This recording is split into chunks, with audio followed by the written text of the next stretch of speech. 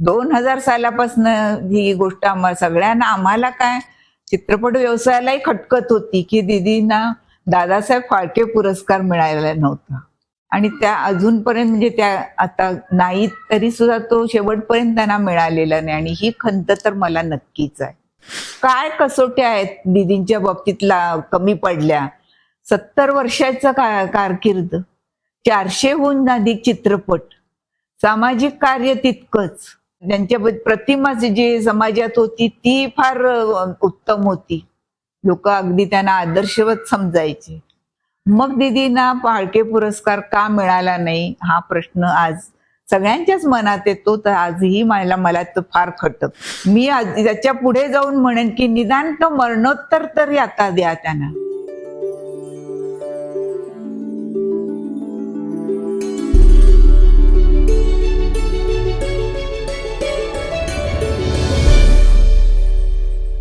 नमस्कार मंडळी. आज अमृता फिल्म्स या माझ्या YouTube चॅनलला जवळजवळ 2.25 वर्ष पूर्ण होत आहेत. आणि या 2.25 वर्षात तुम्ही इतकं प्रेम दिलंय की माझ्या चॅनलला 10,000च्या वर सबस्क्रायबर झालेत. आणि सगळ्यांना हा कार्यक्रम खूप आवडतोय असं मला प्रत्येक जण येऊन भेटून सांगतंय. तर आता पुढचा टप्पा आहे 25,000चा. तेव्हा मंडळी तुम्ही सगळ्यांनी भरभरून माझं चॅनल सबस्क्राईब करा. सबस्क्राईब करायला पैसे लागत नाहीत, ते फ्री असतं. मी वेगवेगळ्या क्षेत्रातील लोकांना बोलवते. तसंच आज आपल्याकडे आलेले आहेत सुलोचना दीदींची कन्या आणि डॉक्टर काशीनाथ घाणेकरांची पत्नी. या आज आपल्याकडे आलेल्या आहेत. माझ्या YouTube चॅनल अमृता फिल्म्स मध्ये मी तुमचं स्वागत करते. मलाही खूप आनंद वाटला आज येऊन. हो, आणि खूप दिवसांनी भेटलो होतो आपण, त्यामुळे पण खूप आनंद झालेला आहे. माझी खूप इच्छा होती खरं म्हणजे दीदींना सुद्धा इथे बोलवावं, परंतु त्या आता हयात नाहीयेत. तर आपण इथपासूनच सुरुवात करूया. आता तुमचं अख्खं आयुष्य, तुमच्या आयुष्यात दीदींशिवाय दुसरं कोणी नव्हतं असं म्हणायला हरकत नाही, अगदी पहिल्यापासून. तर मला आणि माझ्या सर्व प्रेक्षकांना दीदींच्या आठवणी ऐकायला खूप आवडेल. तर तुम्ही लहानपणापासून सांगायला सुरुवात केली तरी चालेल. मला वाटतं साधारण मी 3-1 वर्षाची असेल तेव्हापासून मला दीदी आठवतात. म्हणजे जवळजवळ 70-75 वर्षांचा सहवास आहे. 75 वर्षाचा दोघींचा सहवास. पण तेव्हा म्हणजे आम्ही कोल्हापूरला राहत होतो. माझ्या आजी बरोबर मी राहत होते आणि माझे वडील आणि माझी मामे भावंड एवढी. आणि दीदी मात्र शूटिंगच्या निमित्ताने पुण्याला मुंबईला जात होत्या. तर पहिल्या त्या मला आठवतात की सकाळी सकाळी घरासमोर टांगा उभा राहिला, त्याचा आवाज आल्याबरोबर मी गॅलरीत गेले कोण आलंय बघायला. आणि मला त्या टांग्यातनं एक पांढऱ्या साडीतली बाई खाली उतरलेली दिसली. डोक्यावर पदर, मोठं लाल कुंकू, आणि तिने वर बघितलं आणि माझ्याकडे बघून हसली ती. आणि एक मोठी खेळातली गाडी आणली होती तिने, अशी लाल गाड्या पूर्वी मिळायच्या. आणि ती गाडी उतरून घेत होती. तोपर्यंत मी आत घरात पळाले आणि आजीला सांगितलं. तर आजीला मी आई म्हणायची, आई तुझ्याकडे कोण बाई आली आहे बघ. पहिली आठवण दीदींच्या बद्दलची. नंतर नंतर कळलं की माझे जन्मदात्री त्याच आहेत म्हणून. पण मी असं खूप ऐकलंय, वाचलंय, मला माहितीये, परंतु मला असं वाटतं की माझ्या सगळ्या प्रेक्षकांना पण कळावं. तुम्ही आईला आई कधी म्हटलं नाहीत? नाही, आत्ती म्हटलं. आत्ती.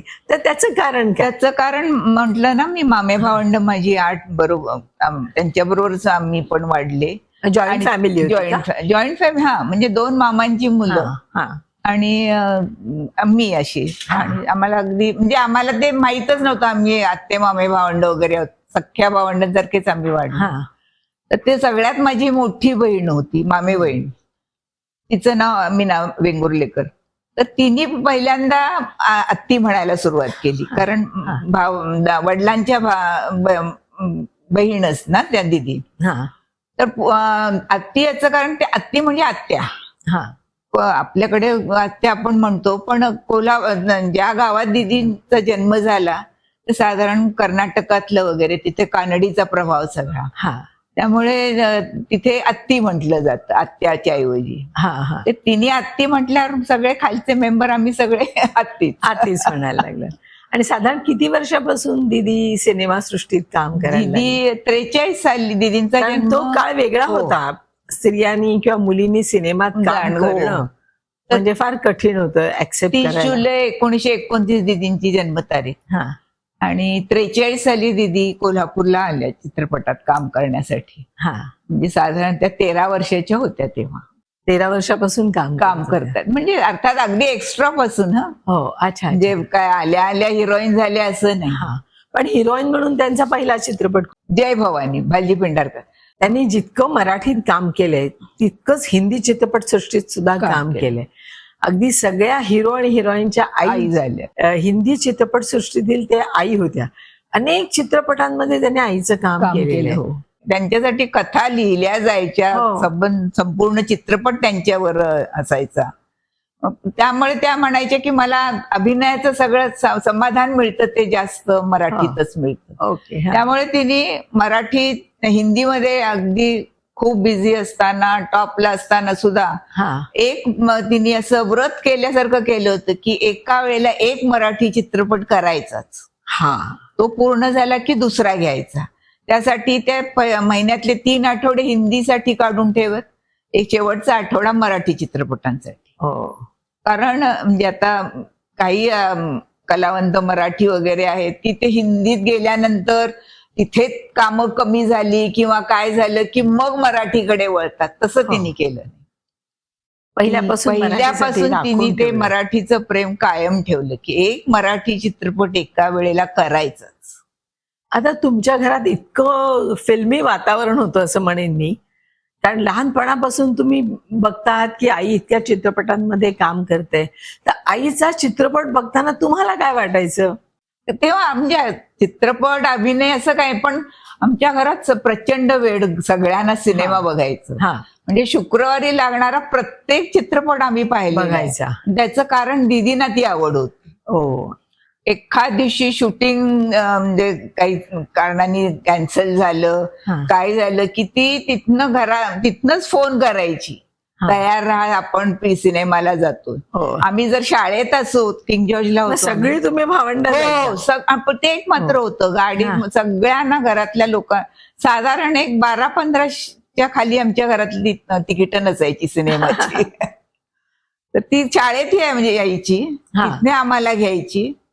मग आमच्या आजीनी कपडे वगैरे आमचे गाडीतच आम्ही कपडे बदलायचे युनिफॉर्म काढून आणि आम्ही सिनेमाला जायचे. त्यामुळे सिनेमाच खूप बघण्याचं वेळ आम्हाला होतं.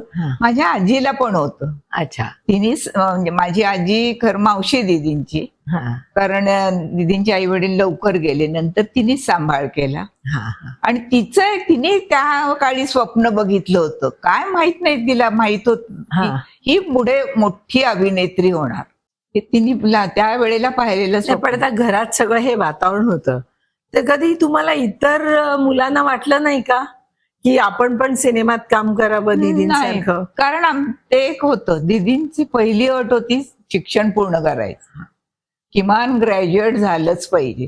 म्हणजे ते काय डिस्टिंक्शन निवा फर्स्ट क्लास पाहिजे काय नाही, पास झाला तरी चालेल, पण डिग्री पाहिजे. आणि मग या सिनेमात, कारण ती म्हणाली मी या व्यवसायाला नावं कशी ठेवेन. म्हणजे अशा कारणाने ती नको म्हणत नव्हती असं नाही. ती म्हणाली ज्या व्यवसायाने मला 2 वेळची भाकरी दिली, एवढा मान सन्मान दिला, सगळं दिलं, त्या व्यवसायाला मी नावं कशी ठेवेन. आणि कुठल्या व्यवसायात असं नसतं, डावी बाजू सगळीकडेच असते. तिच्या मते अभिनय तयार करता येत नाही, तो मुळात असावा. तो आमच्या खुणात तिला जाणवला नाही.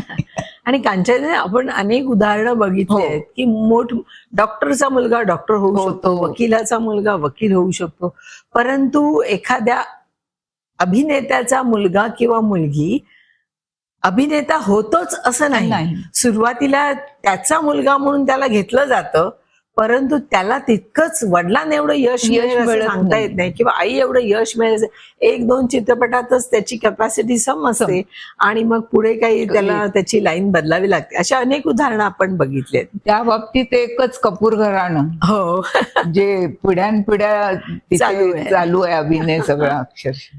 आता शिक्षणावरून तुम्ही म्हणालात, तर मग सगळी तुमच्या घरातली जी मुलं होती ती उच्च शिक्षण घेतलं का उच्च सगळ्यांनी? नाही म्हणजे असं तुमचं शिक्षण कुठपर्यंत मी झालं? MA झाली हा, MA विथ मराठी आणि फिलॉसॉफी. अरे वा, फारच छान. आणि मी मगासपासून म्हणते तुमची साडी इतकी सुरेख आहे, ते कॉम्बिनेशन ऑफ व्हाईटला व्हायोलेट कलरची बॉर्डर खूप छान दिसते साडी. दीदींचीच आहे. आज म्हटलं दीदींचा कार्यक्रम आहे म्हटलं, म्हणून म्हटलं आज दीदींची साडी नेसून यावं. आणि नुसतं दीदींची साडीने, आता वयोपरत्वे असेल, तुमच्यात आणि दीदींमध्ये इतकं साम्य दिसते. तुमचे बोलण्याची ढब, चेहरेपट्टी, खूपसा बदल झालाय. त्यात मुलगी असल्यामुळे थोडं साम्य असेल, पण थोडं नाही, आता खूप साम्य वाटतंय. ती फारच सुंदर, म्हणजे सर्व बाजूनी सुंदर होती. हो, अप्रतिम सौंदर्य होतं त्यांचं म्हणजे आणि खानदानी सौंदर्य होतं. अनेक चित्रपटात त्यांचे जुने ब्लॅक अँड व्हाईट आजही बघताना आपण एन्जॉय करतो. असं कुठेही वाटत नाही की जुना चित्रपट बघतोय, हे काय बघायचं. बघितल्याबरोबर माणसं त्यांच्या प्रेमातच पडायची. हो, खरंच फारच म्हणजे काही ओळख नसेल, नातं नसेल, पण तरी सुद्धा ते त्यांच्याबद्दल सगळ्यांना एक आपुलकी वाटायची. आता एक 4 दिवसापूर्वी केंद्र सरकारने मराठी भाषेला अभिजात भाषेचा दर्जा दिलेला आहे. त्याविषयी तुम्हाला काय वाटतं? कारण तुम्ही मराठीच्या विदुषी आहात म्हणून तुम्हाला विचारते. आनंद तर खूपच झाला. हा, कारण किती वर्षाची मागणी होती ही, हा, आणि ती मागावी का लागत होती हेही कळत नाही. कारण मराठी भाषा फार समृद्ध आहे, पुरातन आहे. तिला असं मागून ते द्यावं लागलं. पण ठीक आहे, वाङ्मय खूप आहे मराठीत वागवं की त्याला परंपरा ज्ञानेश्वर कालापासून आहे. पण ठीक आहे, म्हणजे झालं ते काय, त्याला मान्यता सामाजिक मिळाली, सरकारी मिळाली की त्याचं जास्त कौतुक वाटतं. 2 मराठी माणसं एकत्र भेटली तरी सुद्धा अनेकदा इंग्रजीमधून बोलतात किंवा बोलणं सुरू करतात. त्याविषयी काय वाटतं तुम्हाला? किंवा आजकालची जी तरुण पिढी आहे, पिढी सगळे इंग्लिश मीडियम मध्ये शिकते आहे, ते इंग्लिश तर गरजेचं आहेच, ते शिकलंच पाहिजे.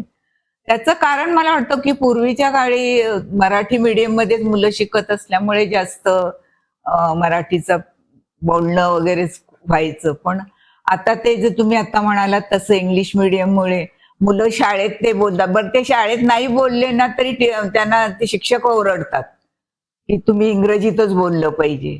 बरं, मग ती घरी आली आणि घरी आई वडील पण शिकलेले असतात हल्ली, मग ते पण इंग्रजीत बोलतात. त्यामुळे मराठीचं म्हणजे ते अर्ध मराठी अर्ध इंग्लिश असं डेडगुजरी अक्षरशः ते असतं.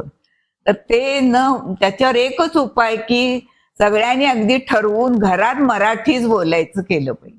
घरात मराठी, आणि 2 मराठी माणसं जर समोर आली तर मराठीतच तुम्ही बोला.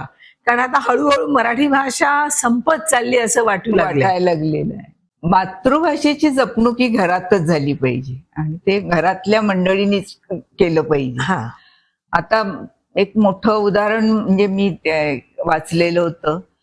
इंदिरा गांधी दिवसात सगळे कामात असतील, पण त्यांची एक सगळ्यांना सक्तीने सगळ्यांना सांगणं होतं घरच्या लोकांना की रात्रीच्या वेळेला सगळ्यांनी एकत्र जेवायचं. सगळ्यांनी त्यावेळेला हजर असलंच पाहिजे आणि त्या डायनिंग टेबलवर हिंदीत बोलायचं, फक्त इंग्लिश बोलायचं नाही. तसंच परवामध्ये आता 2-3 दिवसापूर्वीच नरेंद्र मोदीजींनी पण सांगितलं. ते अमेरिकेत गेले होते, एका तेलुगू कुटुंबात राहिले होते.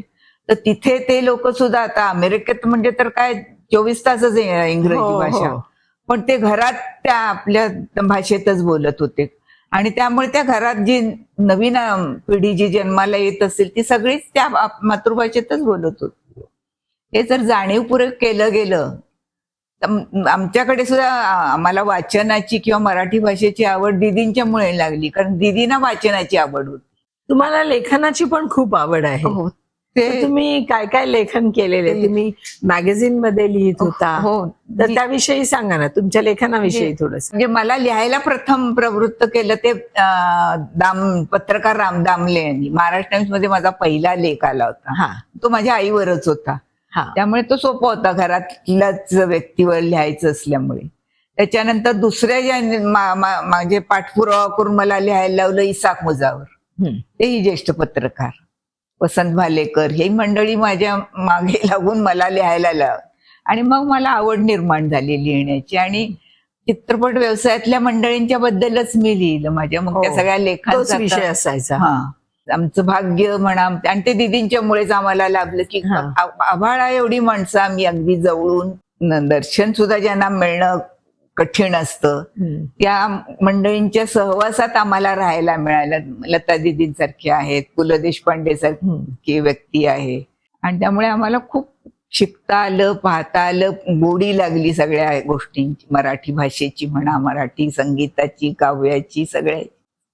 बरोबर. आताचा जमाना असा आहे की जी हिरोईन असते तिच्या बरोबर तिची आई जाते, बेबी को ज्यूस दे दो म्हणून त्याच्या मागे वगैरे असं हे पाहतो.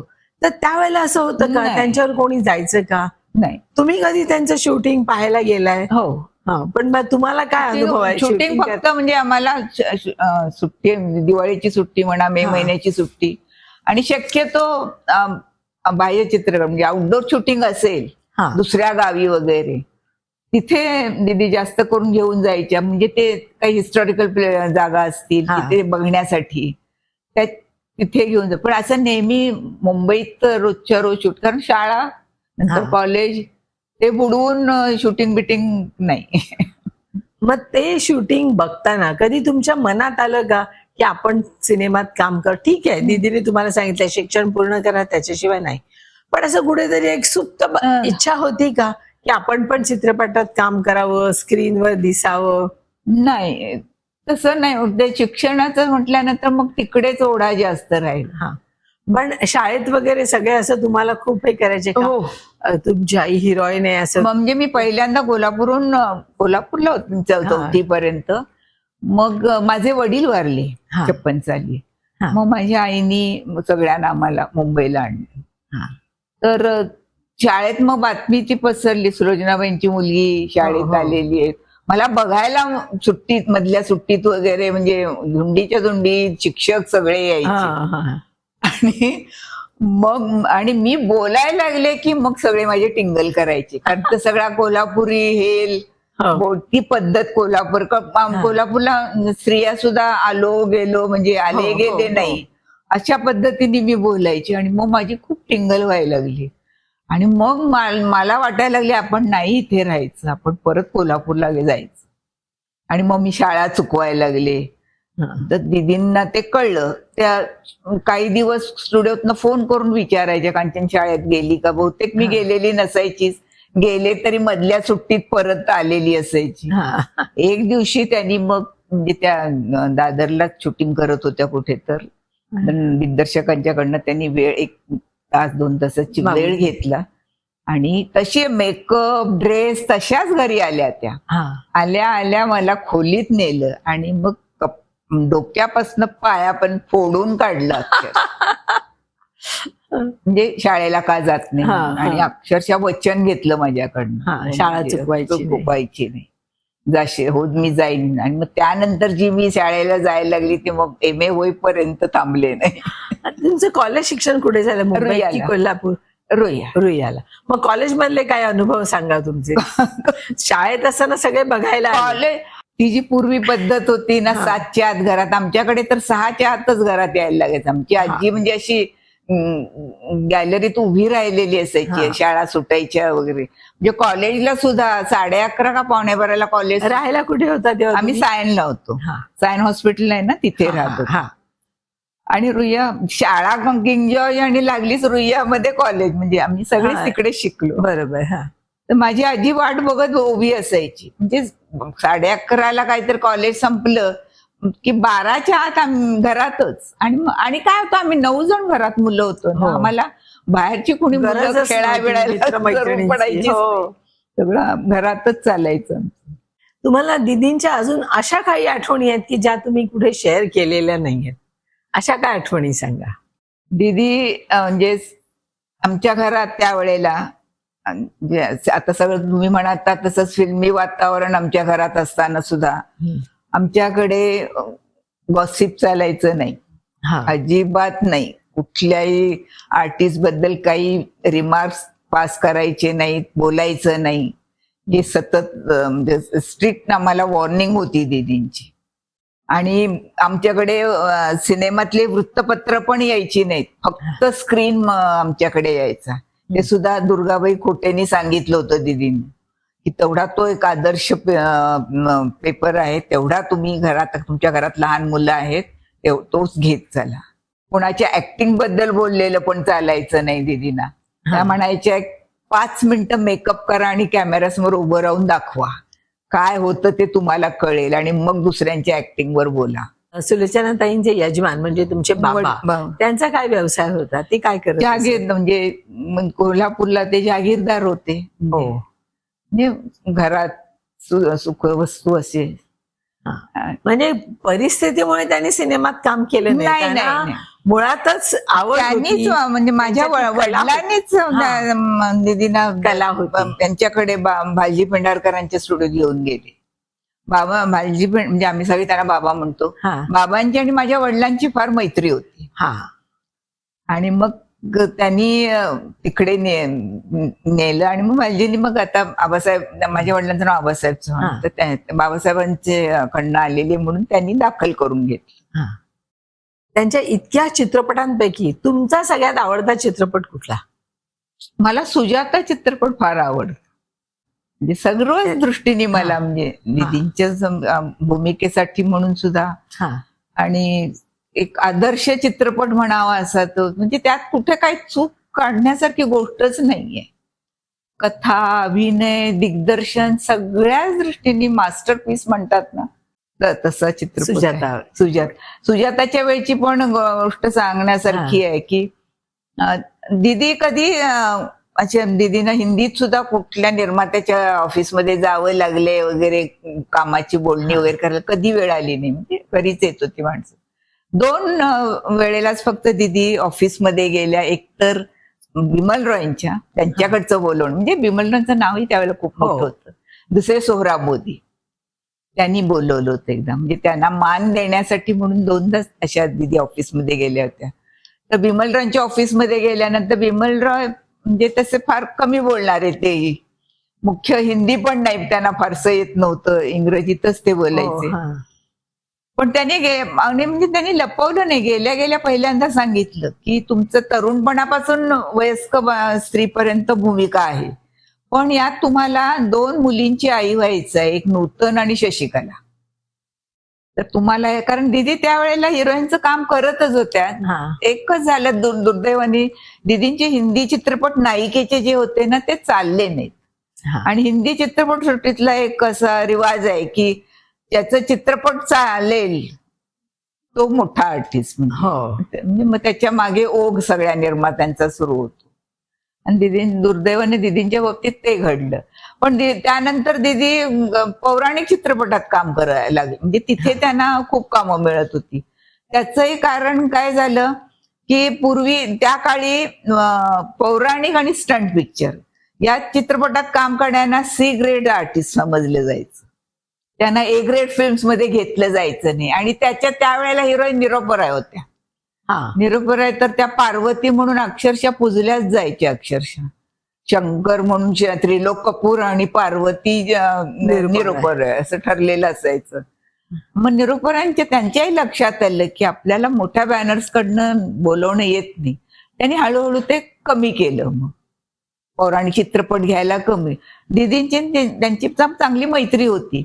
मग त्यांच्याकडे कोणी निर्माते आले की ते त्यांना सांगायचे सुलोचनाजी को ले लो, वो अच्छे आर्टिस्ट आहे. त्यामुळे 40 चित्रपटात दीदी पौराणिक चित्रपटात काम करत होत्या.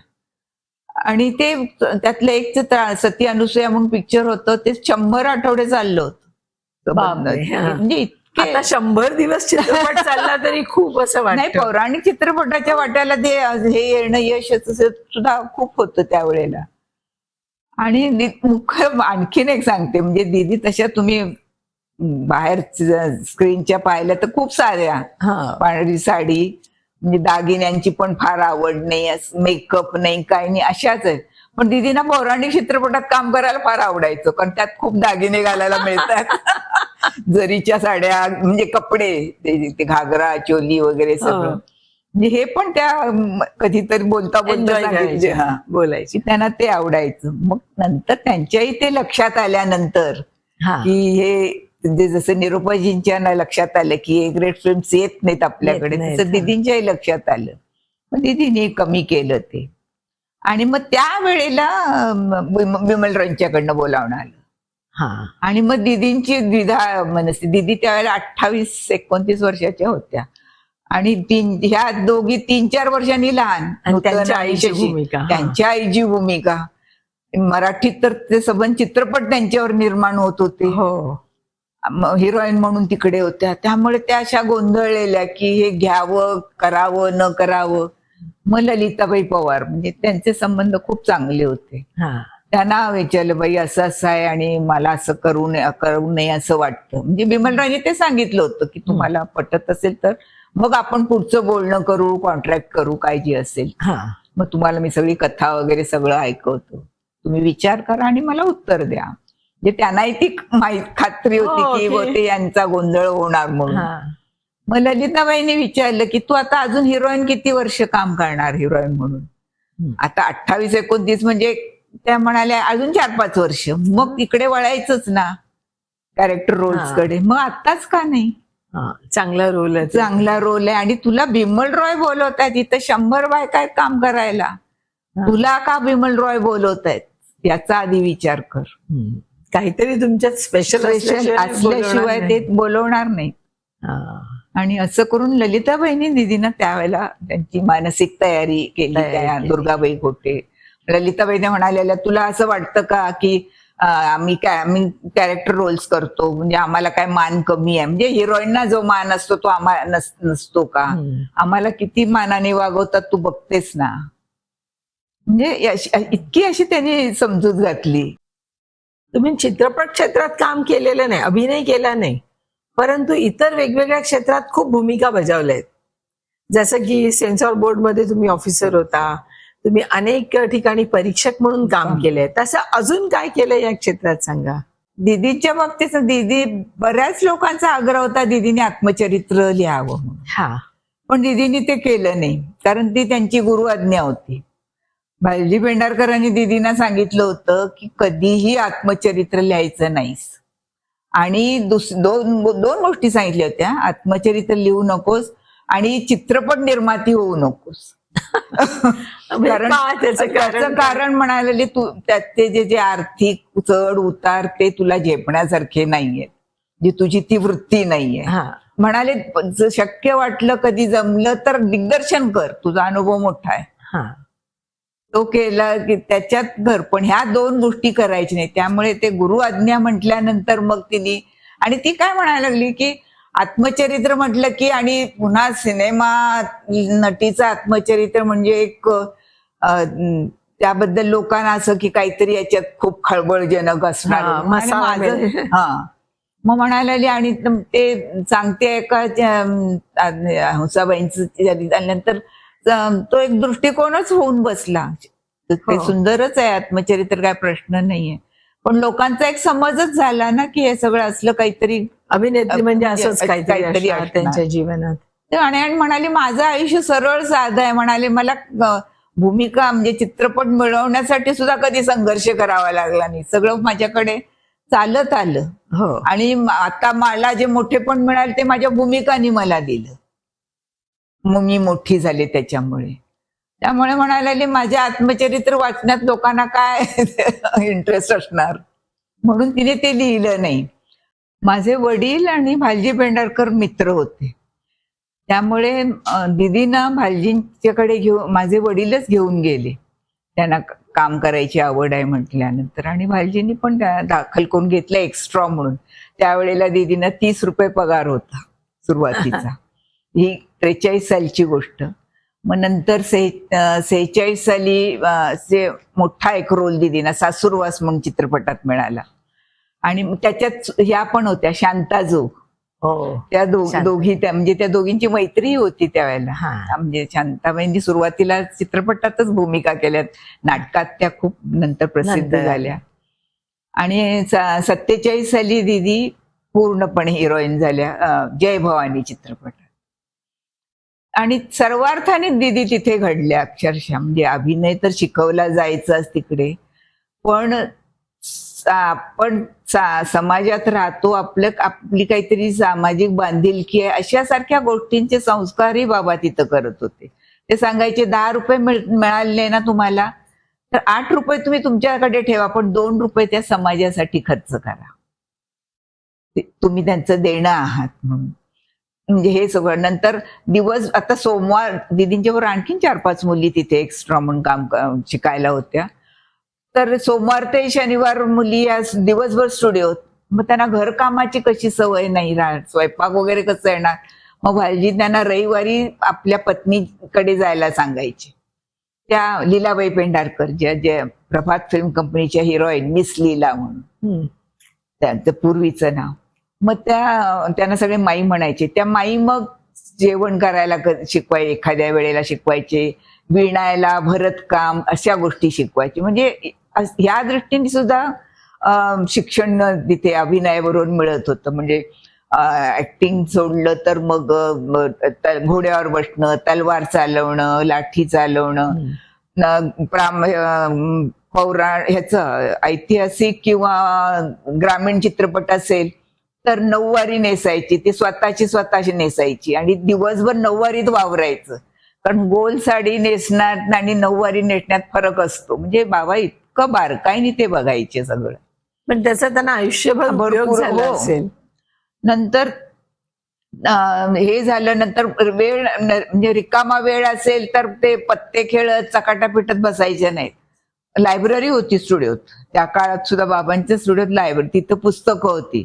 त्यातली पुस्तकं घेऊन वाचायला सांगितलं जायचं. मग आणि मग बाबा 1-2 दिवसांनी विचारायचं काय वाचलं का नाही. मग ह्या थापा मारायच्या मुली सगळ्या, हो वाचलं. म्हणजे कोणाला आवडच नसायची वाचायची.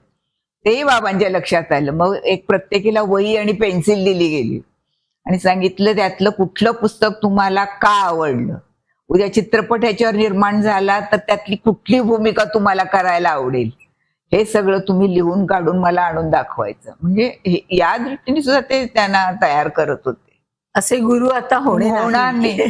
वेळ आणखी दुसरा वेळ असेल तर ते एडिटिंग डिपार्टमेंट मध्ये जाऊन एडिटिंग शिकायला सांगायची मुलींना. म्हणायचे कॅमेरा वगैरे, मुली पूर्वीचे कॅमेरे खूप आवाढव्य असायचे, ते खूप हे सगळं जड असतं काम. एडिटिंग मुलींना शिकण्यासारखा विषय. आणि मग दिदी म्हणायच्या आता आपण बघतो किती मुली एडिटिंग मध्ये प्रसिद्ध आहेत आणि नाव कमावतायत.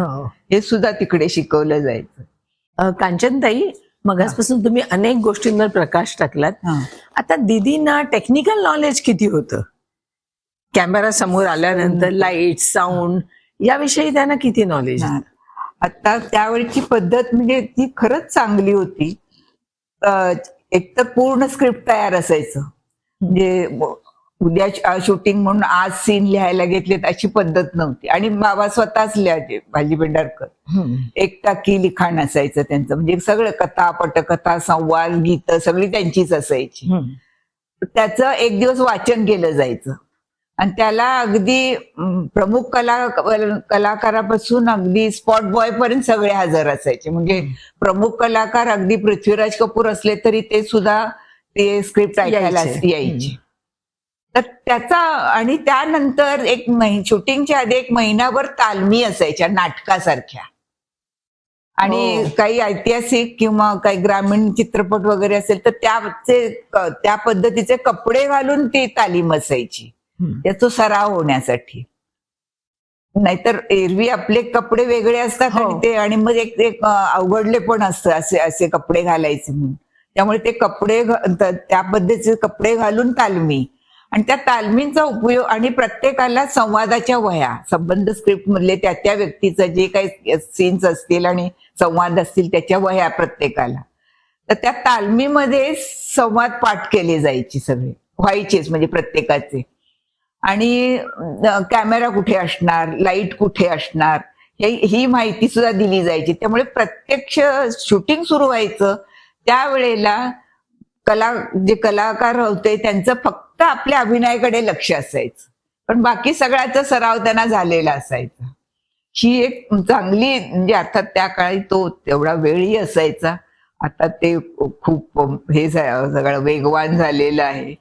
त्यानंतर बाबांनी तिथे सगळ्या कलाकारांना एक सांगून ठेवलं होतं, एखादा गंभीर सीन असेल, काही वादावादीचा असेल, भांडणाचा असेल, तर तो प्रत्येक त्या सीन मधले शॉट एक झाला की जाऊन रेकॉर्डिस्टच्या तिथे जाऊन साऊंड ऐकायचं, म्हणजे आपण कसं बोललोय ते कशासाठी, की पुढच्या जो सीन शॉट असेल त्याच्यात आपल्या आवाजाची पातळी किती उंच असेल, किती ओढून बोलायचं आहे, चढ उतार कळले पाहिजेत. नाहीतर एकदा हळू बोलले नंतर एकदम वरच्या आवाजात बोलले असं होऊ नये. म्हणजे ही सवय सुद्धा तिथे त्या कलाकारांना लावली जायची. आणि ज्या काळात चित्रपटाचं तंत्र नवीन नवीन आलेलं होतं त्या काळात ही सगळी माहिती आपले सगळे दिग्दर्शक म्हणा, निर्माते करून देत होते. ही महत्वाची गोष्ट आहे ना. दुसरी आणखी एक सवय कलाकारांना तिथे लावली जायची ती म्हणजे ते माणूस असायचा कंटिन्युटी लिहिण्यासाठी. पण मराठी चित्रपट कसे 2-3 महिन्यात पूर्ण व्हायचे, पण ते कंटिन्युटी लिहिणाऱ्या माणसाचं काम तो करायचाच. पण प्रत्येक कलाकारांना पण वह्या दिल्या जायच्या की तुम्ही त्या दिवशी काय कपडे घातलेत, कसं कुंकू लावले, मेकअप काय होता, केशभूषा वेशभूषा कशी होती, हे सगळं आपलं आपलं तुम्ही नोंद करून ठेवायची. तो माणूस तर ठेवेलच. तर ही जी सवय होती ती दीदी सांगत होत्या की हिंदीत त्यांना फार उपयोगी पडली. कारण हिंदीतले मोठे बिग बजेट फिल्म्स जो 2-2, 3-3 वर्ष चालायचे. म्हणजे आज शूटिंग आलं तर पुन्हा 6 महिने 8 महिन्यांनी यायचं. मग त्यावेळेला म्हणायला की ही जी आम्हाला मराठीत सवय होती सगळं लक्षात ठेवण्याची, लिहून ठेवण्याची, ती म्हणाली मला हिंदीत फार उपयोगाला आली. त्या स्वतःच म्हणायच्या मी सर्वार्थाने घडलेत. पण बाबा मात्र म्हणायचे की का सगळे म्हणतात मी सुलोचनाला घडवली. किती सुरुवातीचे 4-5 चित्रपट तिने माझ्या बरोबर केले आणि मी तिला मार्गदर्शन केलं. पुढचा इतका मोठा 50 वर्षाहून अधिक काळ तिचा प्रवास एकटीचा आहे, तिचं तिने स्वतःला घडवलंय. म्हणजे आता असं बोलण्यामागे हा गुरुचा मोठेपणा आणि त्यांनी मला घडवलं हे सांगणं हा दीदींचा मोठेपणा. त्यांच्याविषयी अनेक मोठमोठ्या लोकांनी खूप काय काय बोललेलं आहे, लिहिलेलं आहे. एक मिनिट, त्यानंतर ते म्हणायचे की सुलोचना दोनच, ती जेव्हा माझ्याकडे आली तेव्हा 2 गोष्टी मी तिच्यातल्या मला जाणवल्या होत्या की तिच्यावर माझ्यावर तिची अपार श्रद्धा आणि विश्वास. उद्या मी तिला कड्यावरनं उडी मारायला सांगितली ती उडी मारेल इतकी. म्हणजे आजही तिची तीच वृत्ती आहे. म्हणजे इतकी ती मोठी झाली त्यानंतर सुद्धा. आणि मग कधी कधी चेष्टेने म्हणायचे मी गेलो उद्या तर सगळ्यात जास्त सुलोचना रडणार आणि तिला थांबवण्यासाठी मला परत उठून बसावं लागणार. नाही, मगाशी तेच म्हणत होते की असे गुरु होणे नाही. आणि इतकं झाल्यानंतर सुद्धा ते म्हणतायत की मी फक्त काय 3-4 चित्रपटांसाठी होतो, माझं त्यात काही कौशल्य नाही, असे गुरु म्हणणे, असे उद्गार त्यांच्याबद्दल काढणे आणि शिष्याने असं म्हणणं की जे काही आहे ते माझ्या गुरुमुळे मी घडले, असं त्यांच्याबद्दल अनेकांनी काही उद्गार काढलेले आहेत. त्यांच्याविषयी आपण बोलूया. या बाबतीत दीदी फार भाग्यवान, कारण त्यांना साहित्यिकांची नायिका म्हटलं जात. आणि माडगुळकरांनी तर जाहीर एका सभेत सांगितलं होतं, ते मी त्यांचे शब्द काय मला स्वतः सांगता येणार नाही, मी ते वाचून दाखवते तुम्हाला. अगदी चालेल. हा,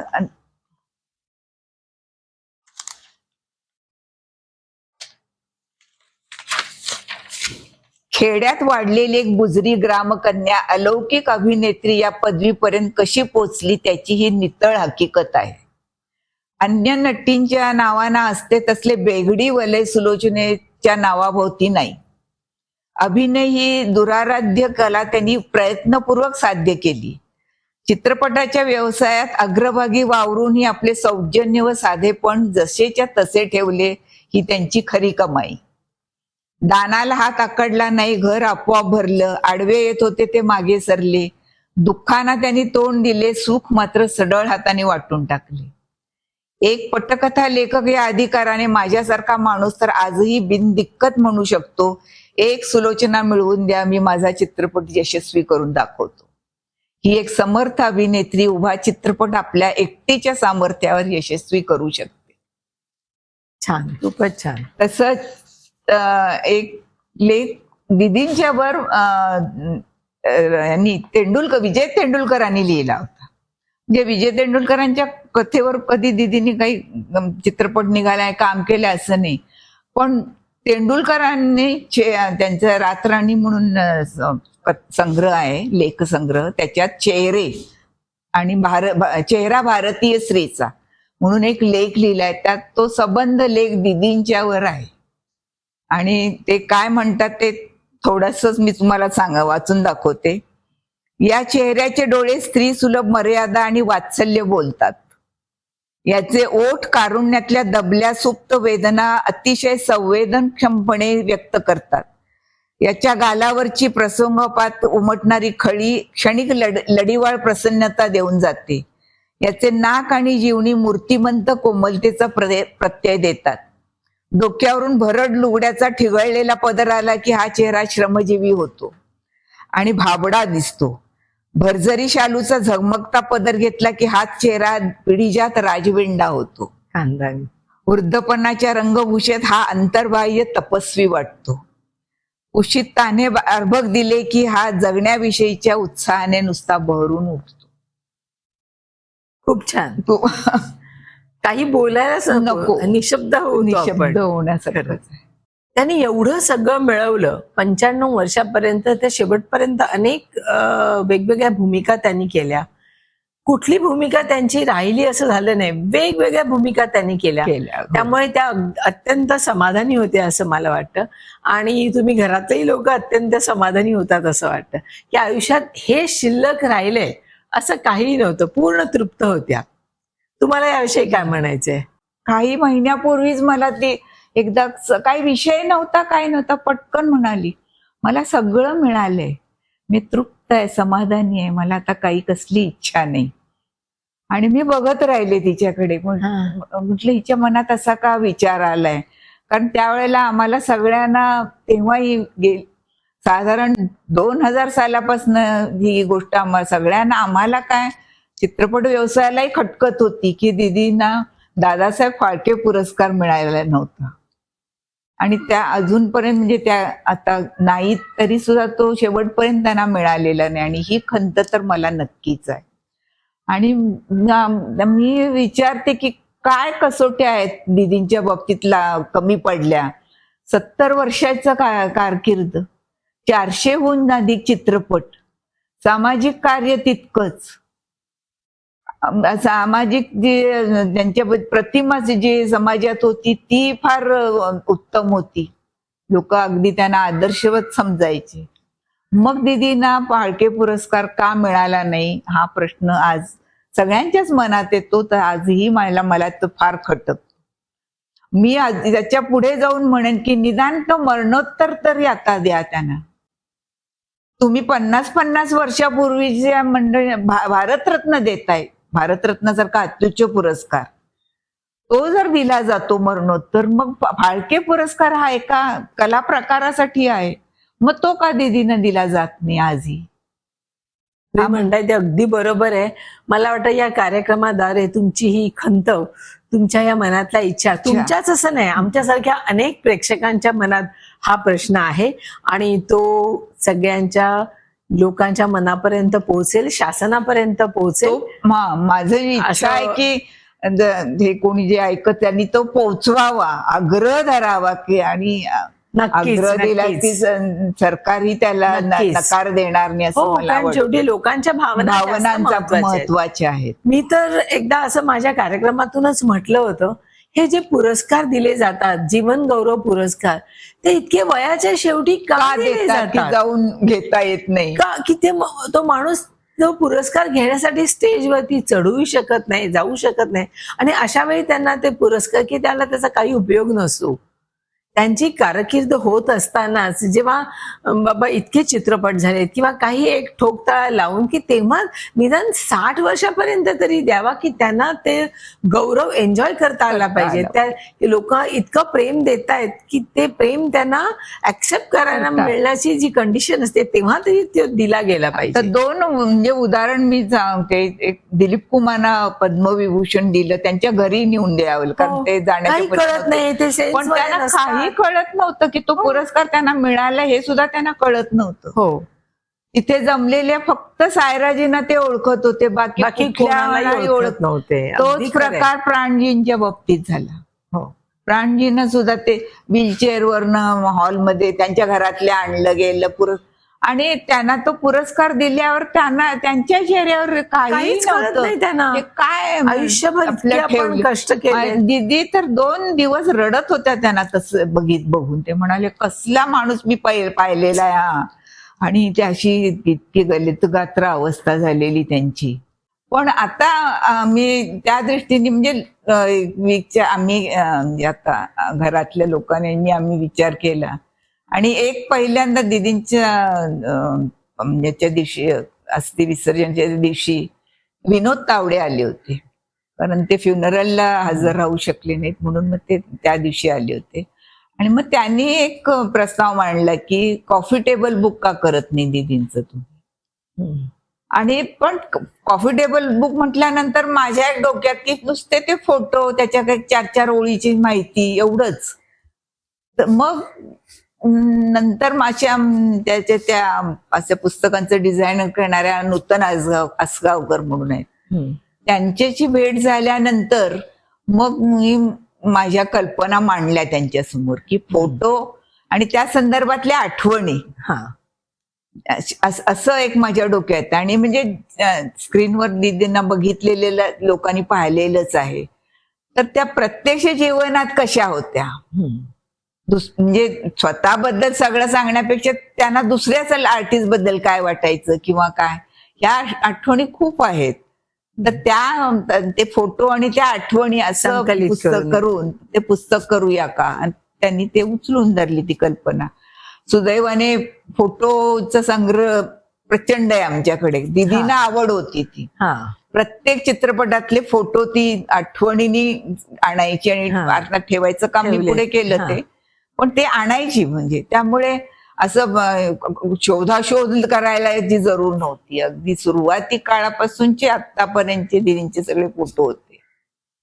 त्यामुळे त्या दृष्टीने आता ते मग पुस्तक मी तयार केलेलं आहे. म्हणजे लिखाण माझं आहे सगळं. तर मी माझी माणसं म्हणून आधी मी म्हंटल होतं लिहीन म्हणून की दीदींना दुसऱ्या आपल्या सगळ्यांच्या बद्दल काय वाटतं, कलावंत म्हणा बाकीची मंडळी आहेत ते. पण आता या फोटोवरनं म्हणजे ते आणखीन लोकांना जास्तच आवडेल की प्रत्यक्ष ती व्यक्ती आणि दीदींचे त्यांच्याशी असणारे संबंध. बरं, एक अमोल पालेकरांसारखा चिकित्सक नट एकदा म्हणाला होता, स्क्रीनवर आणि स्क्रीनच्या बाहेर सारखीच दिसणारी एकमेव अभिनेत्री सुलोचना दीदी. खरी गोष्ट अशी. मंडळी, आताच तुम्ही कांचनताई यांचं मनोगत ऐकलं, दीदींच्या आठवणी ऐकल्यात. अजून खूप काही ऐकायचंय. तर मला वाटतं आपण या एपिसोडचा इथे निरोप घेऊया आणि पुढच्या शुक्रवारी आम्ही गप्पा मारणार आहोत डॉक्टर काशीनाथ घाणेकर यांच्या आठवणी आम्ही बोलणार आहोत. तर पाहायला विसरू नका. आपण भेटूया पुढच्या शुक्रवारी.